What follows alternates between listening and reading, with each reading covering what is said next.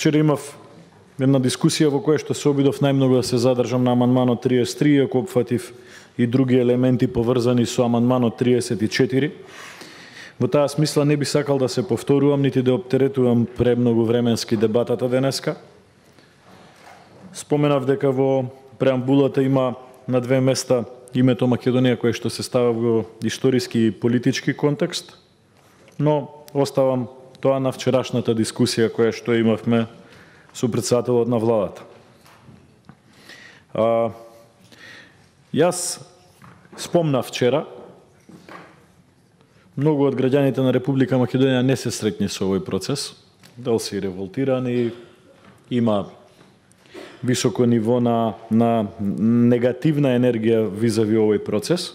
Она што јас во моите дискусии се обидувам да го направам е овие предлози на владата да бидат помалку лоши, односно да дадам можност владата на некој начин да обезбеди колку што е можно поширока, не во парламентот, повеќе бројките во парламентот и не се важни, не во парламентот, туку поширока прифатливост во целокупноста на нашето општество визави крајната цел која што имаме, а тоа е членството во НАТО и во Европската унија. Од тука дозволете ми во делот со преамбулата да дадам три предлози, конкретни и јасни.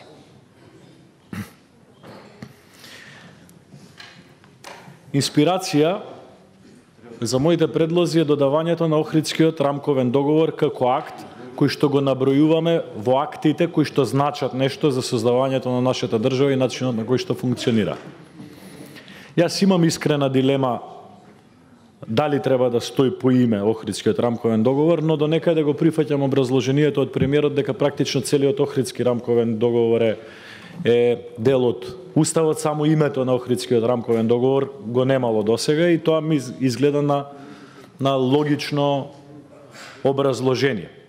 Но би сакал да споменам дека има уште три правни документи кои што треба да бидат дел од преамбулата на македонската држава. Првиот правен документ кој што може да носи наслов Устав, или поточно историски, нашата историографија го класифицира како воен устав, е издаден 1878 година во добро познатото Македонско крестненско востание. Тој е воен устав кој што има над 210 члена, во кој што се регулираат сите уставно-правни прашања на желбата да се создаде македонска држава. Документот се вика, да не сгрешам, Правила на Македонскиот востанички комитет.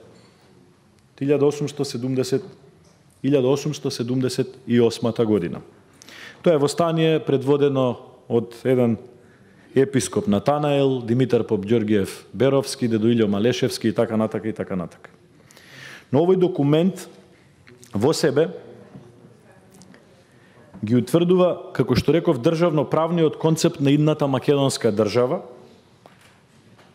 и со најголема прецизност ги утврдува нејзините нужни атрибути. Има карактер на воен устав, но во овој документ се разработени и меѓунационалните односи во идната македонска држава, разработени се односите со соседните народи, спомнати се поименично, бугарите, грците, кнежеството Србија и албанците, и тоа воглавном, ќе ви прочитаме и некои делови, воглавном во многу позитивен дух спрема сите 4 соседни народи, но се разработуваат и социјални карактеристики како аграрна реформа, поделба на земјата и така натака и така натака. Што е суштински? Суштински за мене спомнувањето на овој документ е потребата македонскиот народ да има чувство дека има корен. Со сите овие промени кои што ни се случуваат во Уставот сега, но објективно и со сите промени кои што ни се случуваат со Уставот во минатите 10 на 15 години, македонскиот народ постојано го има своето чувство дека нешто губи.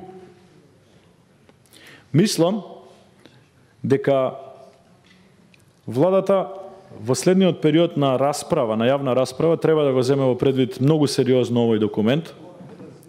Има неколку професори од правниот факултет кои што се експерти токму на оваа тема. Зборам за Македонското крстенско востание и за овој државно правен документ. Има различни толкувања околу тој, но мислам дека внесувањето во Уставот на Република Македонија, односно во преамбулата, ќе даде малку подлабок корен, кој што не е невистински, не е лажен, не е измислен, не е фанатичен, туку токму има уставно правен карактер.